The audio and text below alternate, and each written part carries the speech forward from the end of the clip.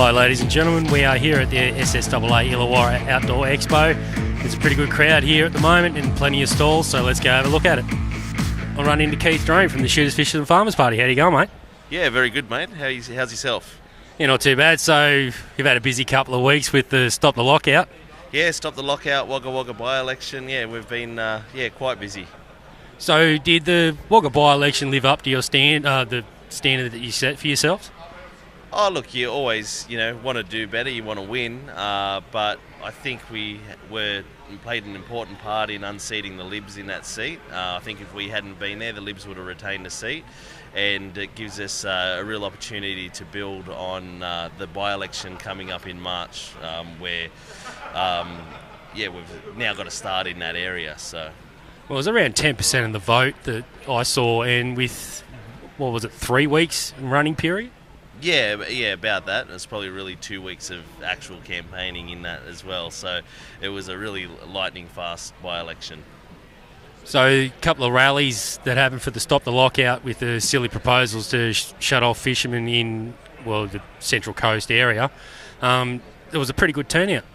Mate, it was an excellent turnout. So, as we all know, the government wanted to lock out a whole heap of fishing spots from Newcastle down to Wollongong, and we weren't having a bar of it, and Fishos weren't having a bar of it, so we teamed together with the Stop the Lockout people and showed Macquarie Street what 5,000 angry fishers can do.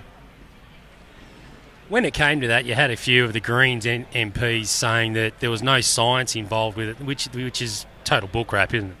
Oh, exactly right. I mean, you look at the government's own report on it, recreational fishing was really far down the list as to, potential threats, stormwater runoff and a whole heap of other stuff being way higher priority to save the oceans. And we say, look at that stuff before you start, locking out innocent families for having a fish. Well, it's the same as hunting and everything else. You have the right to put food on your table. You have the right to teach your kids on how to survive, even in today's climate. When it comes to fishing, what makes the fishing community different from the firearms community in that regard? They seem to be a little bit more unified, so to speak. I would say that it's immediate threat.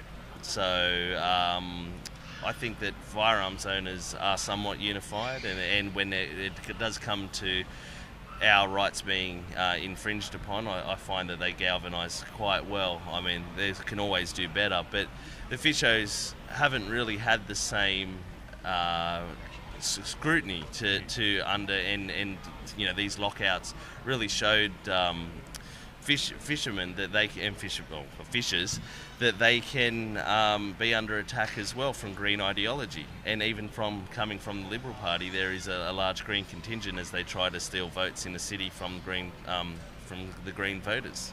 Well, that's what everyone has put down this move for Stop the Lockout, was to steal the inner city votes from the Greens, and it really hasn't worked out that well for them, has it?